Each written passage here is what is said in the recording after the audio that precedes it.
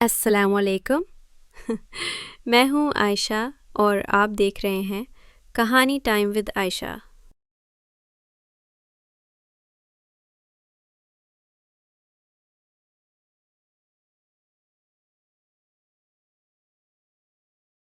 پہاڑوں کے درمیان واقع ایک چھوٹا سا گاؤں تھا جس کا نام نورا تھا۔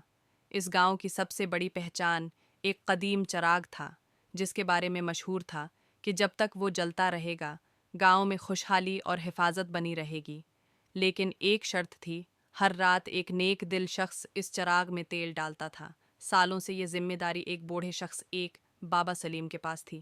وہ کبھی ایک رات بھی اس فرض سے غافل نہیں ہوا تھا۔ گاؤں والے کہتے تھے کہ اگر چراغ بجھ گیا تو اندھیرے کے ساتھ ایک سایہ جاگ جائے گا۔ بابا سلیم کے انتقال کے بعد یہ ذمہ داری کسی نے سنبھالی نہیں۔ ہر کوئی سمجھتا تھا کہ کہانی بس ایک ڈراؤنی روایت ہے۔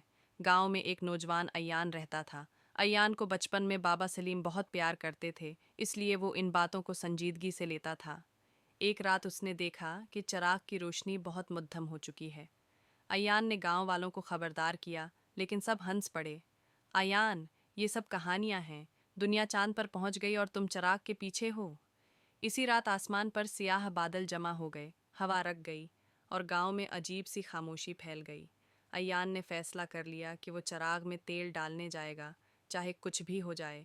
جب وہ پرانے مندر پہنچا تو چراغ بجھنے ہی والا تھا۔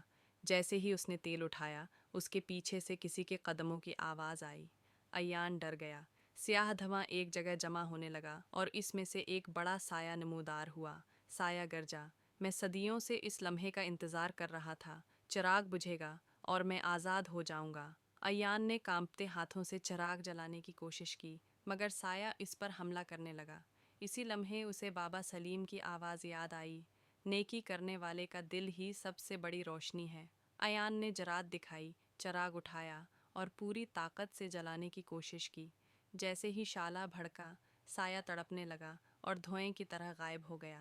چراغ پوری روشنی کے ساتھ جل اٹھا اور گاؤں میں زندگی واپس آ گئی۔ صبح ہوتے ہی گاؤں والے مندر پہنچے اور ایان کو چراغ کے پاس سویا ہوا پایا۔ سب شرمندہ تھے۔ اس دن کے بعد چراغ کی ذمہ داری ہمیشہ ایان نے نبھائی اور گاؤں پھر کبھی اندھیرے میں نہ ڈوبا۔ نیکی اور ذمہ داری وہ روشنی ہے جو ہر اندھیرے کو مات دیتی ہے۔ اگر ہر شخص اپنی چھوٹی سی ذمہ داری بھی ایمانداری سے نبھائے تو کوئی سایہ کسی معاشرے کو نقصان نہیں پہنچا سکتا۔ نئی باتیں ہر دن صرف کہانی ٹائم ود عائشہ پر سبسکرائب کرنا نہ بھولیے، کیونکہ یہاں ہر کہانی آپ کی کہانی بن سکتی ہے۔